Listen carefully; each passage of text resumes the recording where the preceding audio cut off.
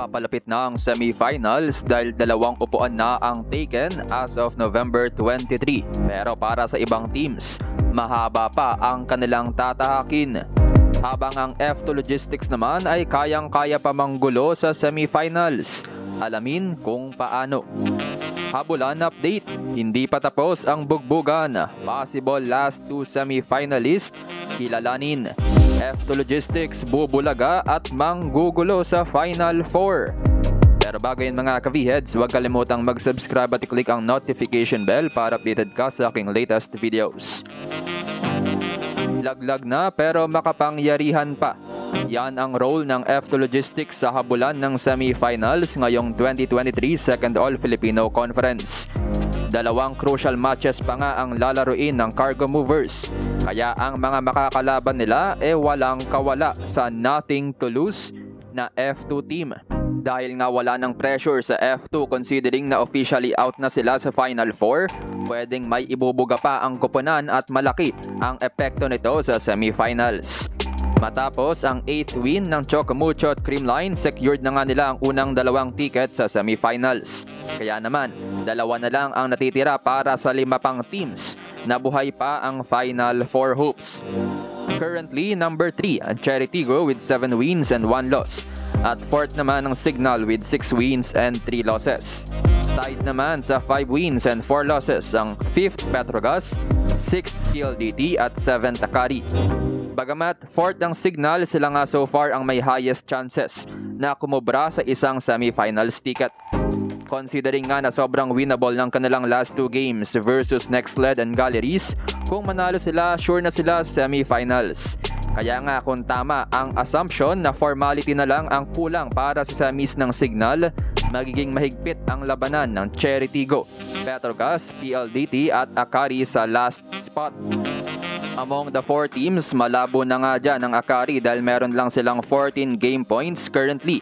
Kaya kahit manalo sila sa kanilang remaining games, mababa pa rin ang kanilang tsansa. Sa pagitan naman ng Cheritigo, PLDT at Petrogas, syempre higher chance ang Cherry dahil isang panalo na nga lang ang kailangan nila. Pero ang problema, lahat mabigat ang remaining games. Dito na ngayon papasok ang F2 Logistics dahil ang game ng Cheritigo at F2 Logistics ngayong November 25 ang posibleng magdikta ng kapalaran sa Final 4. Kung manalo nga ang Cheritigo, siguradong papasok ng crossover sa Final 4, pero kung manalo ang F2, dito magkakagulo ang lahat. Dahil kung matalo nga ang Cheritigo, bababa sila sa 7-2. And guess what? Last 2 games nila ay laban sa Rebisco teams na Creamline at Chocomucho. Kung matalo nga sila dyan ay tsak, malalagay sila sa alanganin knowing na gusto pa ngang manalo ng Chocomucho para sa mas mataas na placement at Creamline para sa posibleng sweep sa preliminaries. At kung matalo nga itong Cheritigo ay mapapasa sa Petrogas at PLDT ang tsansa dahil mas mataas nga ang sets ratio nitong Petrogas at PLDT pati na rin ang kanilang game points. PLDT at Petrogas nga rin ang huling game ng prelims at kung sino man ang manalo sa kanila ay siyang posibleng pumalit sa Cheritigo. Yan ay kung magpapatalo nga itong Cheritigo. Again, 1 win away na nga lang itong Cheritigo, sadyang mabigat lang talaga ang kanilang last remaining games. Pero kung makaisa nga sila ay posibleng matapos ang Final 4 hopes nitong Petrogas at PLDT. Actually, crucial nga din itong Signal versus Nextled sa November 25. Pero reality-wise, alam naman nating Signal ang may upper hand dyan. Pero malay rin natin kung gumawa ng ingay, lalo na ang Nextled. At kung ma-upset na nga nilang Signal, ay ibang storya ulit ang pwedeng mangyari. Anyway, bukod sa kapangyarihan ng F2 na talunin ng Cheritigo, nakaabang din sila sa PLDT dahil kung manalo nga ang F2 sa PLDT ngayong November 30 ay maliligwak din ng high-speed hitters. Kaya nga, posible talagang manggulong F2 dahil parehong semis contenders ang pwede nilang ilaglag anytime. For sure naman na hindi sila basta-basta bibigay ng games dahil kahit laglag na sila, gusto ng Cargo Movers na maiangat ang kanilang record sa 6 wins and 5 losses kung manalo sila sa Cheritigo at PLDT. Paniguradong gigil rin sila na gumante sa kanilang heartbreaks this conference. Anyway, sa dami ng posibleng senaryo, ang pinaka-crucial talaga ay ang bakbakan ng Cherry Tigo at F2. Kaya must watch talaga ang kanilang bakbakan ngayong November 25, 6 PM.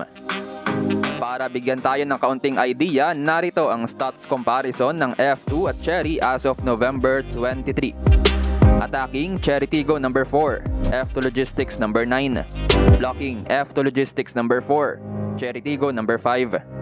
Service, F2 Logistics number 3, Cherry Tigo number 4. Digging, F2 Logistics number 1, Cherry Tigo number 4.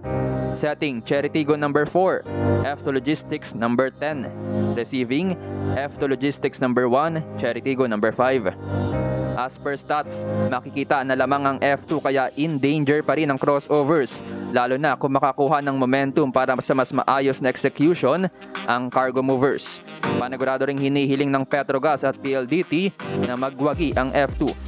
Gayunpaman, panigurado namang hindi basta bibitaw ang Cherry Tigo knowing na unti-unti nang bumabalik ang kondisyon ni Mylene Paat habang mas tumitibay pa ang puwersa ng tandem na Ea Laure at Cesar Robles.